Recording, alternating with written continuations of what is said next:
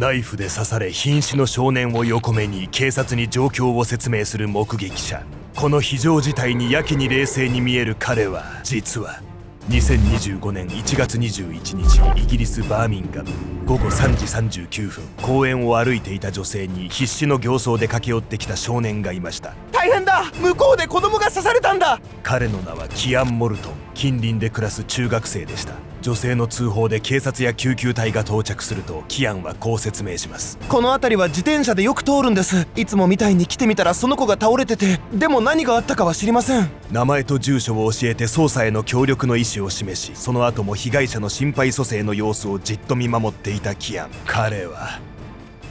自分が起こした事件の動向を楽しんでいたのです。無関係のふりをしながら殺害した相手の蘇生措置をすぐ近くで見つめていた少年。彼が逃げもせずにその場で目撃者を装った理由とは。少年が両親の呵責をなくしたのは生き残るための本能だったんです。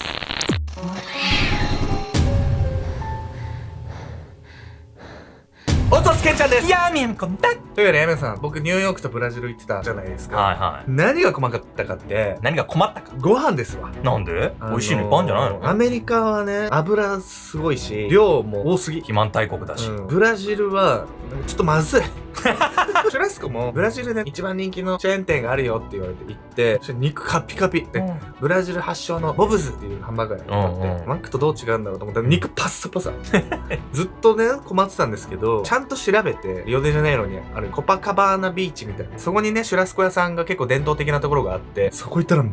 バカうまかった。めちゃくちゃ美味しかったじゃん。バカみたいなうまかった。じゃあ結論、あなたの店選びの話なんじゃないですか。いや違うヒット率の話じゃん。ああ、そうなんですね。日本でも美味しくないとこはあるし、ただ大体美味しいじゃん。だからヒット率でその国俺測れると思ってて、日本よりは調べないといけないなっていうのがあるんで、ネット上の情報もちょっとあんま当てにならない時もあるんで、現地にね精通してる人がいたらその人に聞くのでもいいし、いい調べ方とかリサーチ方法あるよって方はぜひコメント欄で教えていただければと思います。今回はイギリスバーミンガムで起こった未成年による凄惨な殺傷事件をご紹介します。犯人はとある公園内で複数の事件を起こしたんですが、その場から逃げもせず、なんと目撃者として証言をしていたんです。なんか後から事情聴取とかならわかるけどさ、事件を起こしたその場で目撃者を装うだなんて、なんか自ら捕まりに行ってるようなもんなんじゃないの？なんかそう感じますよ。これはね、とっさの行動ではなく、犯人にはそうしようと思った明確な動機があったんです。しかも犯人は事件が早く発覚するように自ら働きかけていたんです。危険な観察者。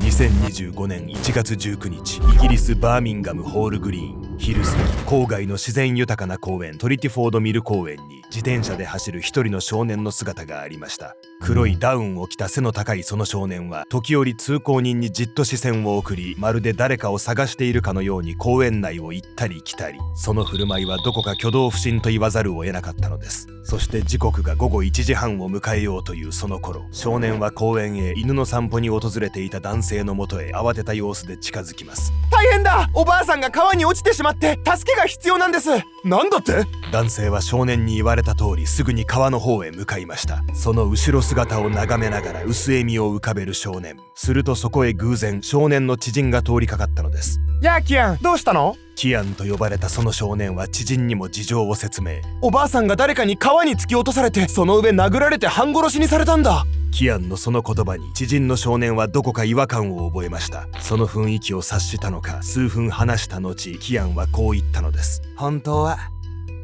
俺がやったんだけどな。時は遡り、その日の昼12時半、トリティフォードミル公園内の川岸を82歳の女性が杖をつきながら歩いていた。すると背後からものすごい力で突き飛ばされたその女性。彼女は川へ転落し水浸しになってしまう。何するの？女性が川岸に目をやると、そこに立っていたのは黒いダウンを着た背の高い少年。少年は言った。本当は溺れさせたかったんだけど、やっぱり今殺すことにした。少年は落ちていた女性の杖を拾い上げると、彼女の頭部を何度となく殴打。女性は両手で必死に頭を覆い、ただ痛みに耐えることしかできずにいた。そして殴打が止んだかと思うと、少年はこう言う。助けを呼んでやってもいいけど、どうしようか。だってお前俺がやったって告げ口するだろ。そうとだけ言い残し、少年は去っていった。女性にはもはや川から這い上がる力も残っていなかった。結局キアンはここから助けを呼びに向かい、被害に遭った女性は駆けつけた男性によって救出されました。彼女は顔や頭に打撲や切り傷を負っていたほか、鼻の骨や肋骨を骨折、さらに頭をかばった左手の指は2本が粉砕骨折している状態。真冬の川に落とされたために低体温症にも陥っており、もはや満身創痍でした。そして彼女が助け出される様子を遠巻きに眺めていた少年キアン。彼は自身が起こした騒動でどれほど周囲の人が混乱するか、その状況を楽しんでいたのです。こんな遊びみたいな感覚でさ、見ず知らずのおばあさんに暴力振るうっても完全にサイコパスじゃないの。両親の呵責みたいなことが一切ないですよね。実はキアンのその性質は過酷な幼少期を生き抜くために形成されていたものとされているんです。良き少年の変貌。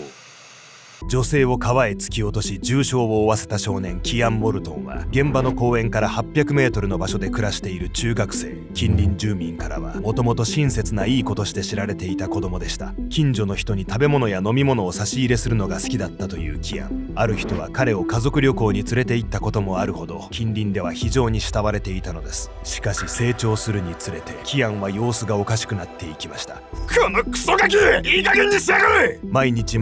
家の前の通りまで聞こえてくる父親がキアンを怒鳴りつける声。キアンは家出を繰り返し、警察や近隣住民が夜中まで捜索するようなこともたびたび。そして近隣住民に見つかると彼はこう言うのです。家には帰りたくない。またキアンの異変は単に父親とのトラブルや家出だけではありません。この頃彼は自分の顔を殴り、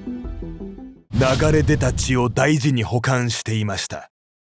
線路に侵入して自殺を図ったこともあり、その際は自分を保護した警察に向かいこう話していたとも。俺の家族は俺が死んだ方が幸せなんだよ。キアンはそうやって行為を繰り返すほどに家族との関係に葛藤を抱えていたのです。実はキアンは ADHD と診断されており、2歳の頃から行動上の問題があったといいます。さらに幼少期に虐待を経験し、その経緯から両親が離婚。親権が父親に移り虐待は落ち着いたのですが、それでも家庭はキアンにとって安心できる場所にはなり得なかったようです。その生活の中で彼は反抗挑戦性障害、通称 ODD を発症。父親や警察など自分を律しようとする大人に強い怒りを感じ、破壊行動を繰り返すように。その状態で一貫した医療のサポートが受けられなかったために、次第に他人に危害を加える段階まで暴力衝動がエスカレートしていったと考えられます。ADHD は今となっては結構知れ渡った名称になったけど、 ODD って何？人にもよるんですけど、この ODD っていうのは ADHD の延長にあるものとされてるんです。というわけで本日のメトラキーワード ODD について。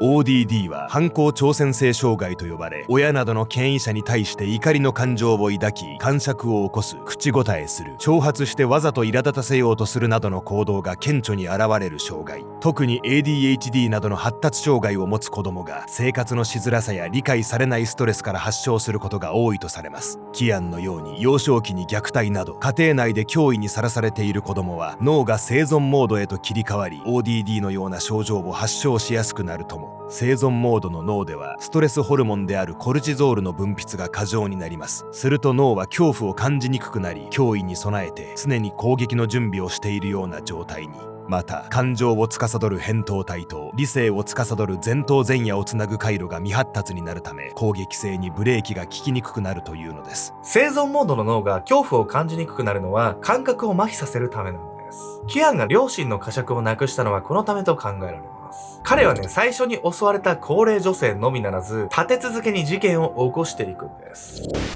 付け狙うもの。公園で女性が襲われた翌日、2025年1月20日の午後3時半。この日もキアンは同じ公園を自転車で徘徊していました。そして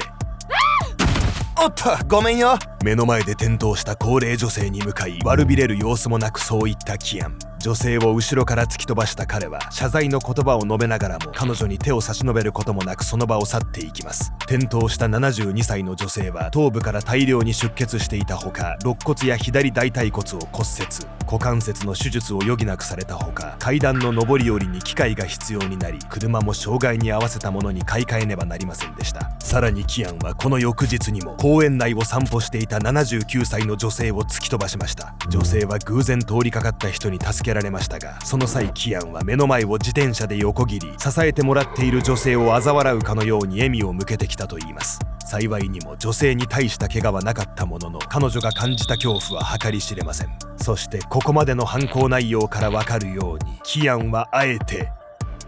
非力な人ばかりを狙っていました。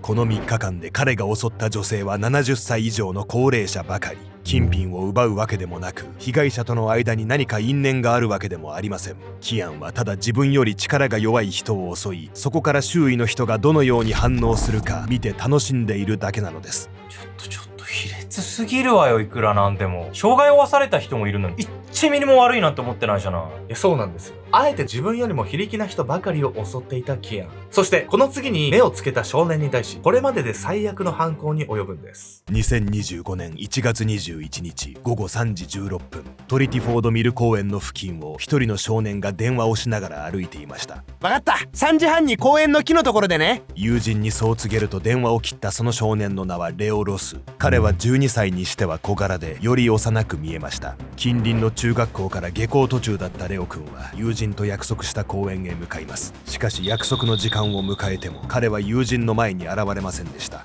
友人は何度か電話をかけますが、レオ君は応答せず、わずか15分ほどの間に彼の身に一体何があったというのでしょうか。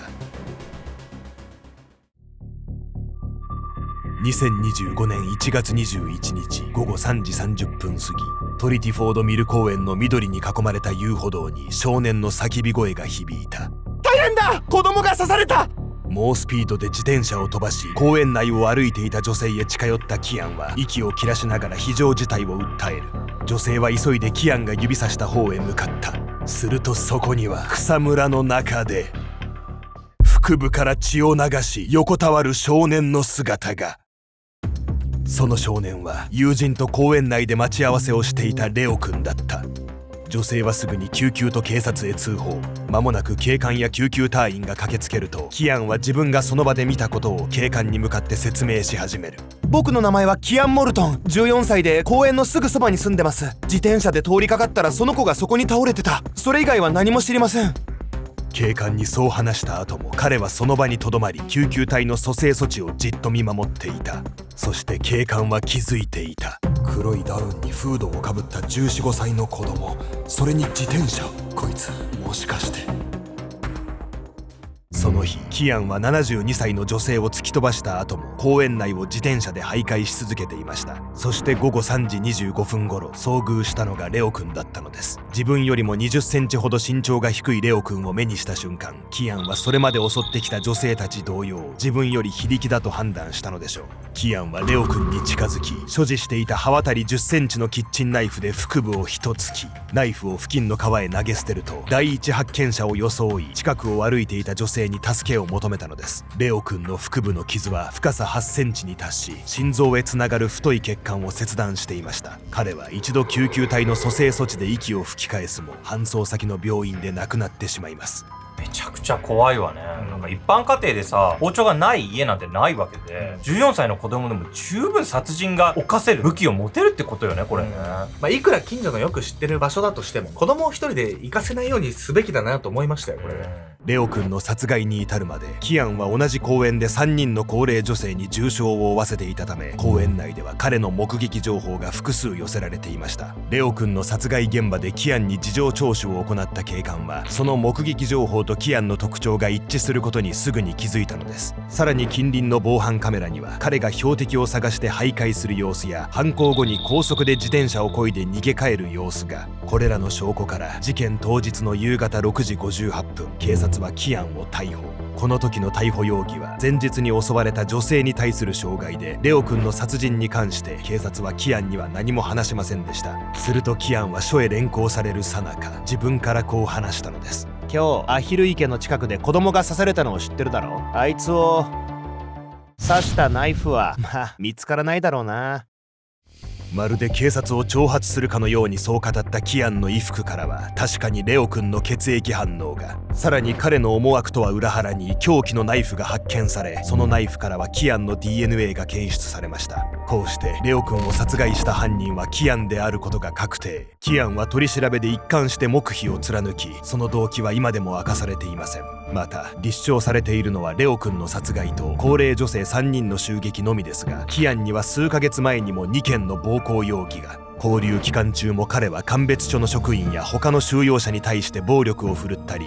行為を繰り返したりしており、もはや制御不能の状態でした。キアンはセラピーへの参加を拒否し、自身の罪と向き合うことも避け続けていたといいます。一方で鑑別所の彼の部屋からはこんなメモが見つかっていたとも。嘘はつかない。俺がやったと認める。右の下腹を刺した。こうして迎えた2026年2月10日、レオ君への殺人と女性への傷害3件、公共の場での刃物所持の罪を認めたキアンは最低13年仮釈放なしの終身刑に。キアンには ADHD、ODD の特性があり、過去には幻聴が聞こえると話していたこともありました。しかし犯行時は冷静かつ合理的に行動しており、これらの障害の影響は限定的で、完全な責任能力があるとされた結果、14歳にしてこの判決となったのです。13年の最低服役期間はイギリスにおける15歳未満の殺人犯の量刑基準に基づくもの。しかしキアンの場合、必ずしも仮釈放が認められるわけではありません。そしてもし仮釈放になったとしても、彼は生涯にわたって監視対象となり、危険とみなされれば即刑務所へ戻されます。レオ君の遺族が涙ながらに読み上げる声明をキアンはうつむいたまま表情一つ変えずに聞いていました。すると彼に対しレオ君の父親クリス・ロスさんは怒りを込めた声で言います。